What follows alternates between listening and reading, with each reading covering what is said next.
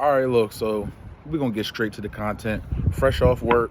So let me show y'all what I'm working with before I start talking. Got my Wawa juice, Pyrex full of ice, got my Tito's vodka. Hold on, let me fix my camera. So I'm going to just, oh, I forgot a fucking glass.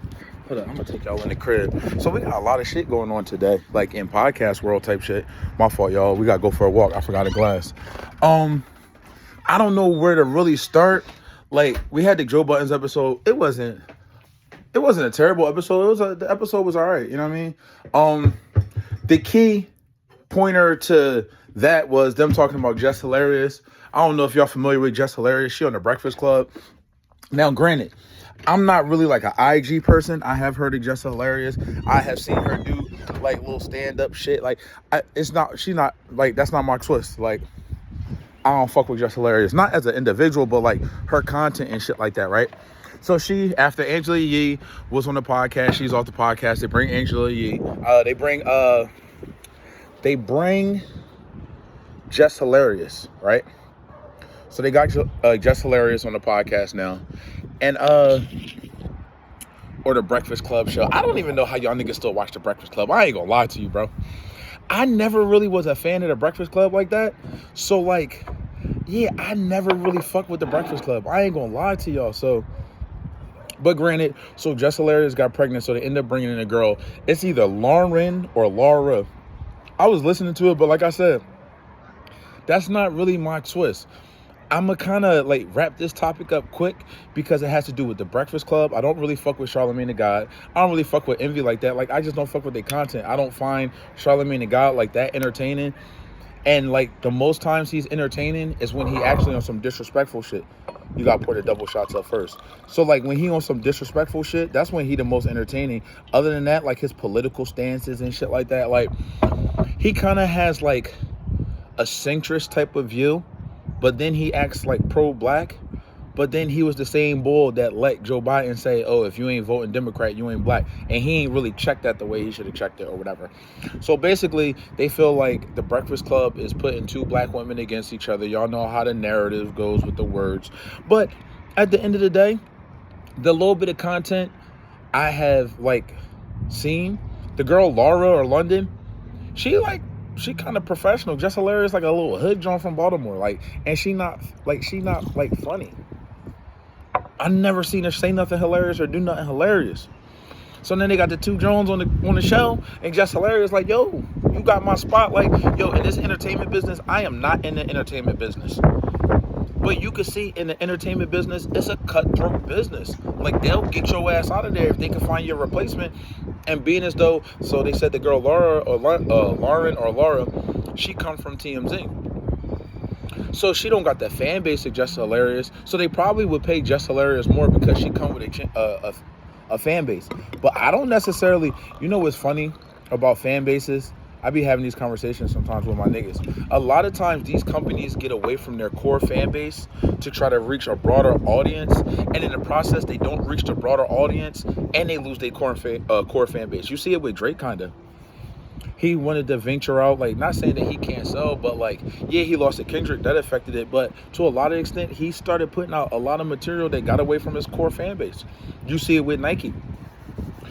They let these corny ass, I ain't trying to be racial, but like these Hispanic niggas, and he's like, oh my God, the wind is fucking vicious out here. Damn, blew my whole phone down though. Oh, a fucking tornado about to come? Hold on, I gotta put another little piece here. Shit, nigga. That shit vicious. But like, you know what I mean? They got away from the black culture. The black culture is what like really got like Nike popping type shit. You know what I mean? But they let people be resellers, you overcharging shit. And now it's just like their shit isn't a fucking, all right, so Nike stock their shit isn't in the drain, but it's not like that's profitable, and it doesn't look like it's going to be profitable to the level that it was going to be at one point. Yo, this win is crazy though. Oh shit, if I knew it was going to be winning like this, I would have stayed in the fucking crib, my boy. Damn, I can't even record this motherfucker right. But anyway, so like, yeah, that's just some like Breakfast Club shit. Like I said, I don't really fuck with the Breakfast Club. Motherfuckers was talking about it. They was concerning themselves with it. I ain't really concerned with it because I don't care about the Breakfast Club. And at the end of the day, the John, Just Hilarious, just seemed like a little ghetto type John. You know what I mean? Like, she just seemed like a ghetto John. So ain't nobody really tweaking off that. Wish them the best. I won't be tuning in unless it get a little messy, but I don't even really be trying to hear all this mess and shit like that. I ain't gonna lie to you. So then the next thing, like I said, I listen to a lot of different shit, I consume a lot of different content or whatever, right? So I watch No Jumper, but I used to watch it a lot, but after a while, Adam 22 did a lot of shit. Just a lot of shit goes on there that I think is corny, so I don't really listen to it like that. But like, I know the characters on the show type shit. So like, and certain interviews I have been around to like listen to type shit. Because I fuck with the entertainer that's being interviewed or whatever. Long story less long, they done locked up a bunch of Rolling 60 Crips in California, man. Mainly Big U, but also Loose Cannon. I don't know if you're familiar with these characters. If not, you're going to have to look it up. I'm just here to do this real drone while I get a little drinking, a little smoking, because I'm fresh off work. So you got Big U locked up. Now this is, I'm not making none of this shit up to be on no silly shit. So you got Big U locked up. His street name, Cali's street names be hilarious. His street name is Big Draws. Like draws, like your underwear. Big Draws. The feds named it, like the operation, the locking all these Rolling 60 Crips up. I think it was like Draws Down. Operation Draws Down. Yo, you gotta follow these little podcasts and like different audio shit on YouTube where they break down Fed cases. Yo, the feds be trolling with these fucking weird ass names, bro. This shit is kind of hilarious. So they locked up Loose Cannon, they locked up Brick Baby, they locked up all these Rolling 60 Crips, they locked up Big U. Now, if y'all not familiar with Big U is like a street nigga, but he really, like, long story less long, the character Debo is actually based on Big U. That's real shit. That's not me making it up. Even the nigga that played Debo said that he based the character off Big U. So, oh my God, I need way more juice in this motherfucker. God damn. That's just strong as hell. But like, so like Big U, it's like, I always root for like a street nigga to turn his life around type shit. Like, cause sometimes people grow up like misfortunate type shit. And just because they make a mistake don't mean it got ruined their life. So Big U did a lot of time. I think he did like a dub. I think he did like 20 years or some shit like that, right? So he changed his life around. He doing shit in the community. He got the Pop Warner shit. He actually has a son, last name Hentley. I can't think of his first name. I almost think that, I forget what position he played, but he's on the Chargers. He's in the NFL right now. But he does shit in Pop Warner, like he sing kids Division I. Like, it's good. Like, I like when a hood nigga or like a nigga that made it out the hood come back to the hood and give back, like, and try to build programs. Big U is definitely doing that. And he is also definitely extorting niggas. And when I say nigga, like when I use the word nigga, I mean anybody. It could be an Asian nigga, a white nigga, Jamaican nigga. I just said the word nigga. He's extorting black people. And that's fucking, like, you can go online and look up this whole Rico. He is extorting black people that look like us, like me. I don't know what you look like. People that look like me. People that look like him. So it's like, you know, when you go to another state and you like a certain caliber of like celebrity, like ball player, rapper, whatever, they do this shit called checking in. You know what's funny about checking in? It's only for other black niggas. It's like, damn, we torture, like, folks is torturing their own people with these stipulations. You think if Dirk Nowitzki go to Cali, he gonna check in with Big U? Do you think he's required to check in Big U? But it could be like a square nigga and Big U and them will still make niggas check in. Or like, you got Jay Prince in Texas, they didn't got stories of him telling niggas to check in. Like, that shit is toxic. And a lot of these street niggas, not all of them, because I'm not familiar with all of them, but I listen to a lot of content.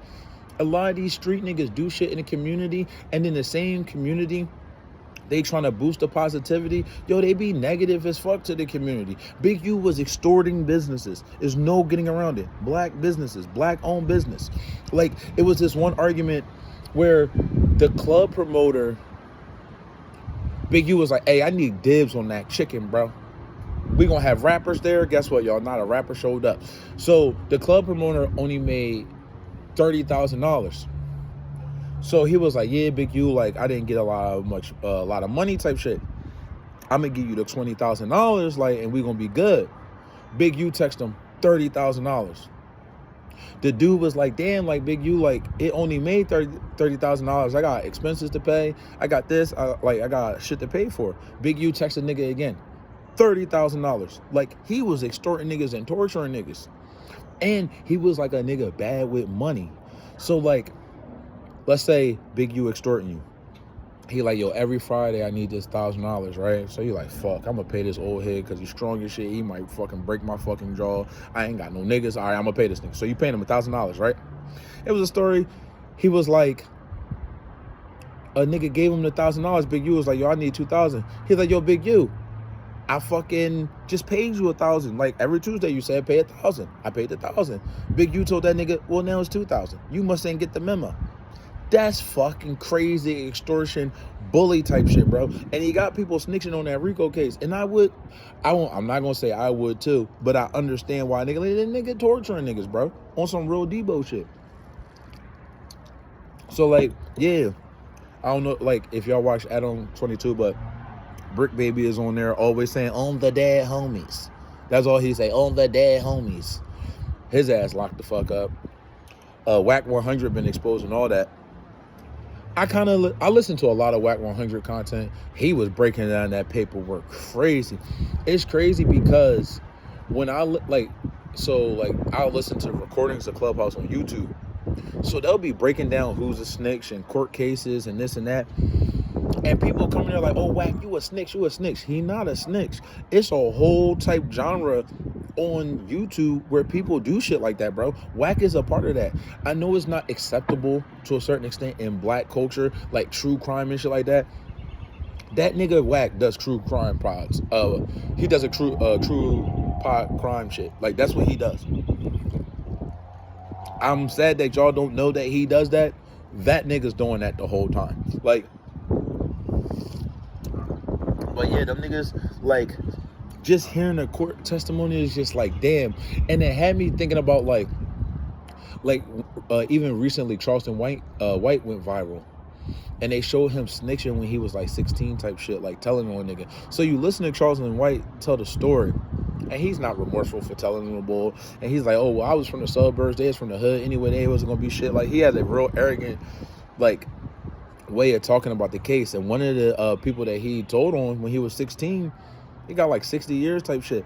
Now, we all been 16 years old before. Like, somewhere, it's funny because I had never knew about this shit. But the way Charleston White was co-signing snitching, you could tell that, like, now it makes sense why he was so hard. Like, yeah, you could snitch, yeah, you could snitch. He got demons, he fighting himself. Because when you 16 and you committing crimes with your homie and you tell on them and you get them in trouble, even if you get off free, you feel guilt in your heart. You feel less than if you wouldn't have told type shit. And you could tell Charleston White, he could say whatever he want. He could say all the money he got. That nigga's fighting demons, bro. And he feels away. And now I see why he's so like, I'm not no hood nigga. I'm not no street nigga. I was raised around like a lot of those type niggas, right? And like, whether people want to believe it or not, it's a code to the street.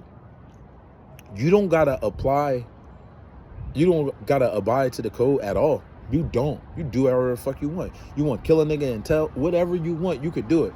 That don't change the fact that there is a fucking code. And a nigga, no matter what y'all say, like, well, everybody's different. Like, but I'm a person, when I feel wrong or if I feel like I did wrong, it eats me away. Like, when I'm trying to sleep, or like, let's say I'm just chilling, like, I can feel that shit in my chest. Niggas that abide by the code and really go by it and really take that shit on the chin, yo, at the end of the day, at least they could sleep easy. It might sound corny to y'all. I just think about it like that. Like, a nigga can have $100 million in the world and still feel away like, damn, I kind of went out like on some bitch ass shit. So when Charleston White really coming at street niggas, he's talking from a perspective. He's not actually even a street nigga. The crime that he got caught up with, he was a 16-year-old nigga and they shot somebody trying to rob motherfuckers for starter jackets. We got, like, some of these people, every person that gets charged with a crime and got to do prison time, it don't mean they tough, bro. Some of these niggas was doing petty crimes and it turned into something serious. So like when Charleston White say, "Oh, I was facing capital murder and shit like that," yeah, but it was on some sucker shit. Like you shot a dude walking. You didn't shoot the dude. You got your friend to shoot the man while he walking away. And like some things do Charleston White say I agree with, yeah, that don't give you the, and it's a problem with a lot of the quote unquote wannabe black leaders. They say things that are right, but then they kick black men's back in. Like Charleston White, Dr. Umar, do they say things that I agree with? Yeah, but then the rest of their ideology and messaging is kicking a black nigga's back end, bro. And like, you can't just say, oh, black men this, black men that. Yo, every black man is fucking different. Like, you ever met a nigga from the projects and met a black nigga from the suburbs? They not even the same type of species type shit. Like, their ideologies and understandings on shit, not even the fucking same thing. But that don't mean that the person in the projects can overcome his circumstances and become something great. You know what I mean? And I just don't like how these wannabe, like, black leaders, they spend a lot of good time talking down to, like, black men. And black people in general. Like, with Dr. Umar case, all he do is kiss black women ass the whole time. But yeah, it's just like, it's not too much, like, outside of like the Big U and the Rolling 60 Crips getting locked up, it's not nothing too crazy going on in the podcast world. That was shocking if you like a dork like me and really in the podcast that they all got locked up. It is shocking that Cali niggas still have the silliest street names. Like, I don't care if I got big draws. Don't call me Big Draws, bro. I just don't want to be called Big Draws. And I'm a big nigga. Like, call me something, Big Knuckles or something. Don't call me Big Draws, bro. And they probably, I don't know, like, it's definitely people that are snitching on the case. But Big U was muscling like regular people. A regular person don't have nobody to call him like, yo, you gotta go kill Big U. No, they gotta call the cops. Or they gotta listen and put themselves in a position where they can get this nigga locked up because he torturing niggas, bro. If y'all go listen to like somebody break down the documents, Big U was torturing niggas, bro. Not to mention, so like he does like Pop Warner football, and one of the kids like lived with him for 3 years. That nigga then killed that nigga and took his body to a Las Vegas desert. They end up finding Big U, allegedly finding Big U's DNA under the kid's nails type shit, all because Big U thought that the dude made it. Like, it's just a fucking mess. The only part of the story that I really thought was entertaining, so I'm like a boxing fan type shit, right? Listen, people might disagree with me, just hear me out, right? This nigga Adrian Broner is one of my favorite fighters of all time. I don't give a fuck how many times that nigga, well, he ain't get knocked out a bunch of times. Marcos Maidana dropped him a bunch of times. AB finished that fight and finished that fight strong. I'm not going to get into an argument with this because I'm an AB apologist, but he finished that fight strong. Dog, it is windy as shit, like a tornado coming out this bitch. But like, and then recently the Kid Cobbs knocked him out, but AB at the end of his career. So it's a story, right? So they saying AB was shooting dice with some NBA niggas, right? So he's shooting dice. So you know, if you're familiar with AB, you know he talking shit, right? They said AB, Adrian Broner, he rolling the dice, but he had like trick dice type shit. Nobody knew. They said AB came up $6.8 million on them niggas, bro.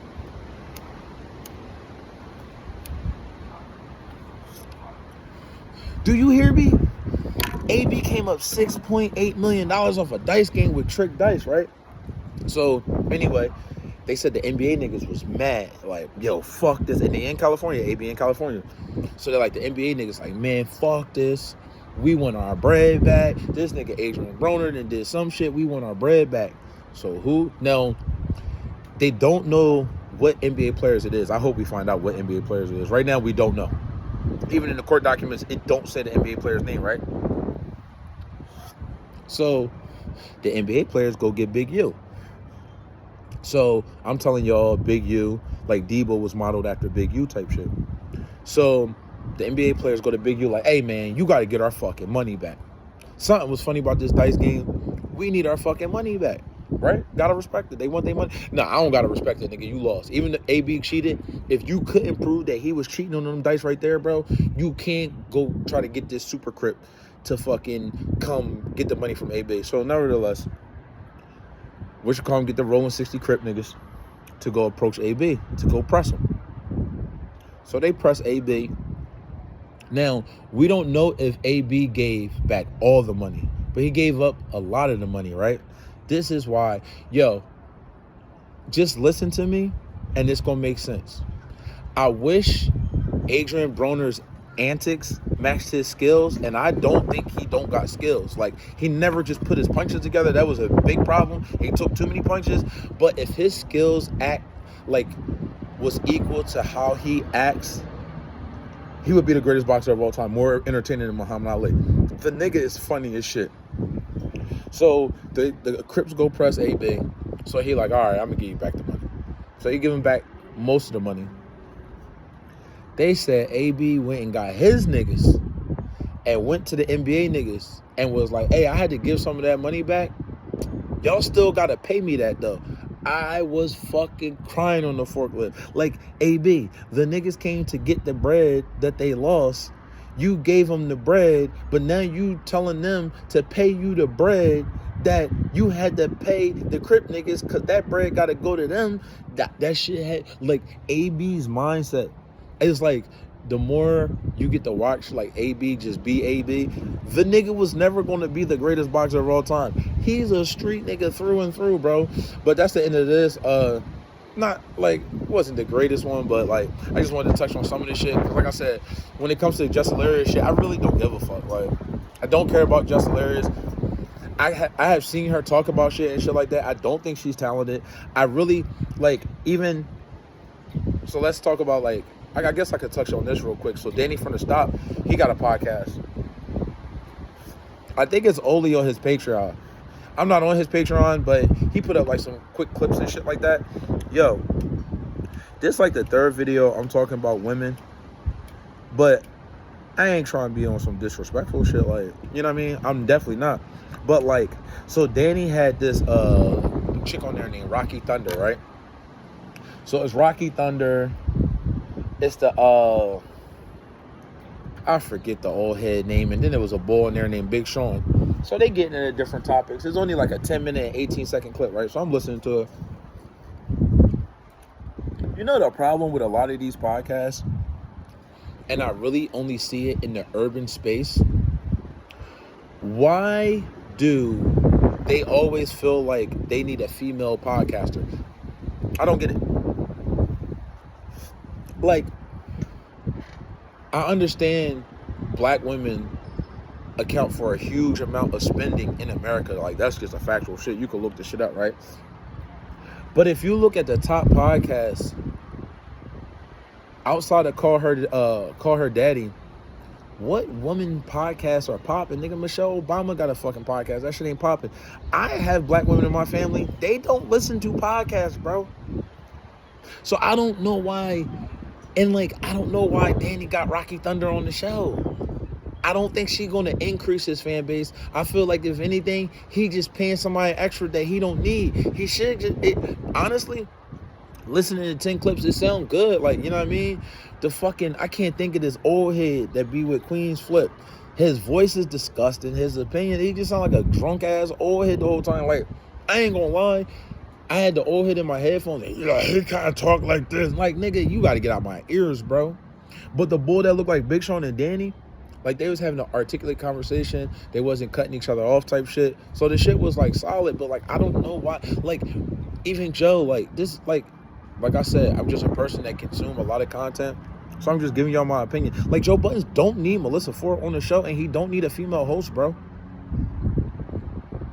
Like, sometimes, do you feel like you need a woman's perspective on shit? Hell yeah. So bringing a woman guest on the average podcast, that woman host shit, no, bro.